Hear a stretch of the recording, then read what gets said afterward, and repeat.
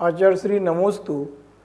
मैं गरिमा जैन बाहुबली इनकलब दिल्ली से शंका कर रही हैं कि जो अभी वर्तमान समय में वेदियाँ बनाई जाती हैं या वेदियाँ हैं, उनमें 64 चमर चढ़ाए जा रहे हैं, छत्र लगाया जा रहा है, भावंडर लगाया जा रहा है। तो क्या ये वीतरागता को प्रदर्शित कर रहा है या वीतराग को राग में परिवर्तित कर रहा है? क्या ऐसा हम लोगों को करना चाहिए? कृपया शंका का समाधान करें। नमोस्तु आचार्य श्री।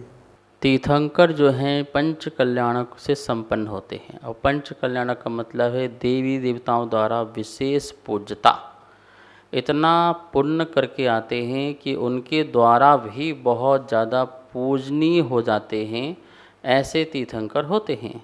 ज्ञान कल्याणक जैसे मनता है, समोशरण की रचना होती है, अष्ट प्रातिहार जो हैं, मंगल द्रव्य हैं, ये सभी जो उत्तम से उत्तम वस्तुएं हैं वो तीर्थंकर के आसपास रहती हैं।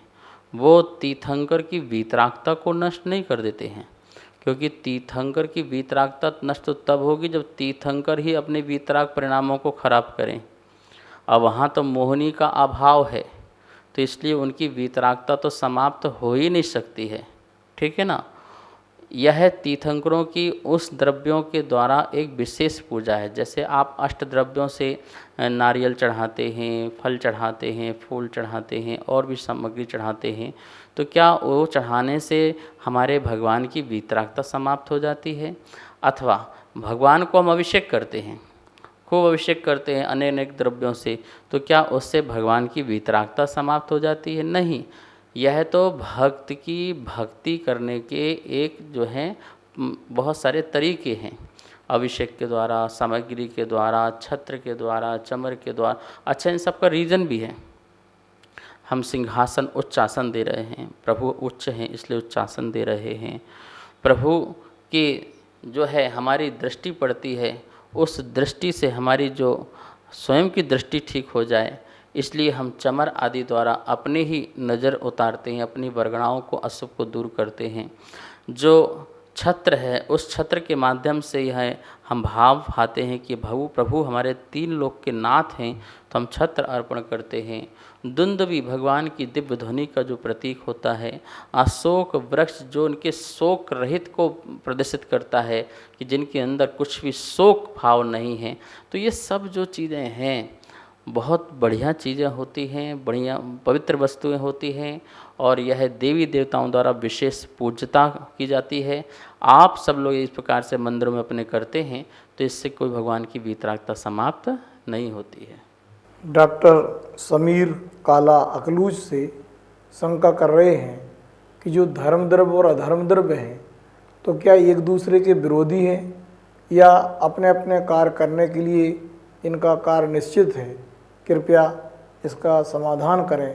नमोस्तु आचार्य श्री। धर्म द्रव्य और अधर्म द्रव्य एक दूसरे के विरोधी नहीं है। कोई भी द्रव्य एक दूसरे के विरोधी नहीं है, अपितु हर द्रव्य किसी न किसी के सहयोगी है। जैसे धर्म द्रव्य का कार्य है, कोई भी जीव चले या पुद्गल चले तो उसको चलने में जो सहायक बने वो धर्म द्रव्य है। इसी प्रकार से जीव और पुद्गल ठहरे तो उसको ठहरने में अधर्म द्रव्य सहायक है। तो प्रत्येक द्रव्य अपना अपना कार्य करता है, और कोई द्रव्य जो है उसका निमित्त पा करके कार्य करे तो करे, तो ये ध्यान रखना। लेकिन अधर्म द्रव्य धर्म द्रव्य का विरोधी हो जाए, धर्म द्रव्य अधर्म द्रव्य का विरोधी हो जाए, तो ये क्या होगा? 2 द्रव्य में तो झगड़े हो जाएंगे ना। एक दूसरे का विरोधी करते रहेंगे तो वो अपना सहयोग कब कर पाएंगे?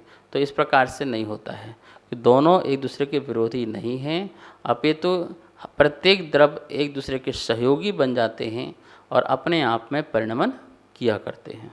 आचार्य श्री नमोस्तु। राजीव जैन रोहिणी दिल्ली से शंका कर रहे हैं कि जैसे परमाणु का परस्पर बंध होता है, वैसे क्या कालाणु का भी होता है या नहीं होता है? तो क्यों नहीं होता है? कृपया शंका का समाधान करें। नमोस्तु आचार्य श्री। पुद्गल परमाणुओं का आपस में बंध देखा जाता है या पाया जाता है, लेकिन कालाणुओं का नहीं पाया जाता है। इसका एक कारण है। बंध जो है मूर्तिक का होता है, अमूर्तिक का नहीं होता है। कालाणु जो है अमूर्तिक है, तो अमूर्तिक का अमूर्तिक के साथ बंध नहीं है, ठीक है ना। किसका बंध है? मूर्तिक का मूर्तिक के साथ बंध है। एक परमाणु मूर्तिक है, दूसरा परमाणु भी मूर्तिक है, तो मूर्तिक का मूर्तिक के साथ बंध हो जाता है। इसलिए जो पौद्गलिक परमाणु हैं उनका बंध होकर के वो स्कंद का रूप ले लेता है। लेकिन कालाणु बहुत सारे हैं, असंख्यात हैं, और वो आपस में मिलकर के एक बहुत बड़ा महास्कंद बन जाए, ऐसा नहीं है। क्यों? क्योंकि कालाणु कैसे हैं? प्रत्येक कालाणु अमूर्तिक हैं, और अमूर्तिक का कभी अमूर्तिक का बंध होता नहीं है। अब आप कहेंगे आत्मा भी तो अमूर्तिक है, तो फिर पौद्गलिक मूर्ति से कैसे बंध है? तो आत्मा और पुद्गल 6 द्रव्यों में ये 2 द्रव्य ऐसी हैं जो विभाव रूप से और स्वभाव रूप से, दोनों रूप से परिणमन कर सकते हैं। 4 द्रव्य धर्म, अधर्म, आकाश और काल, ये 4 द्रव्य जो हैं वो स्वभाव रूप से परिणमन करते हैं। इनकी अर्थ पर्याय होती है, अर्थात ये अमूर्तिकपन को छोड़ते नहीं हैं।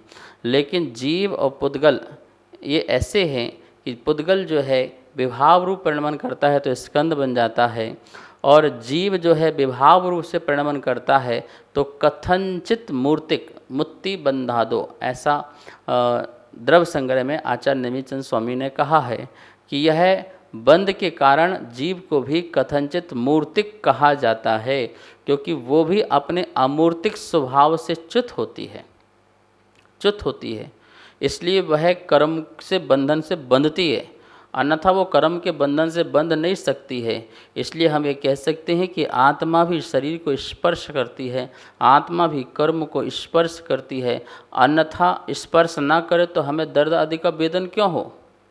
कैसे हो सकता है? कदापि नहीं हो सकता है।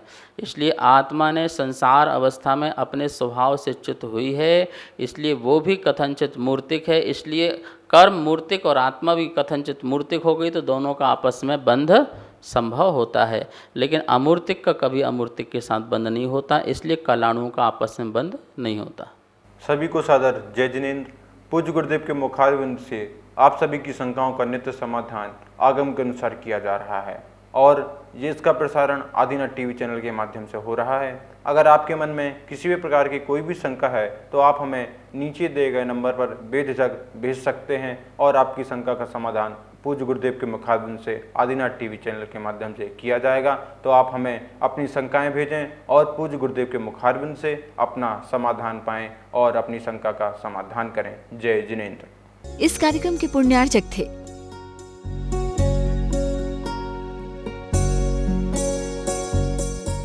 इस कार्यक्रम के पुण्यार्चक थे श्री खंडेलवाल दिगंबर जैन मंदिर, राजा बाजार, कनॉट प्लेस, नई दिल्ली, एवं श्री खंडेलवाल दिगंबर जैन मंदिर, वैदवाड़ा, दिल्ली के अंतर्गत खंडेलवाल दिगंबर जैन पंचायत, दिल्ली। जिनेंद्र जैन नरपतिया अध्यक्ष, धीरज जैन कासलीवाल महामंत्री, विजय लोहाड़िया विक्की उपाध्यक्ष, गौरव पाटोदी मंत्री, विनोद पांड्या कोषाध्यक्ष।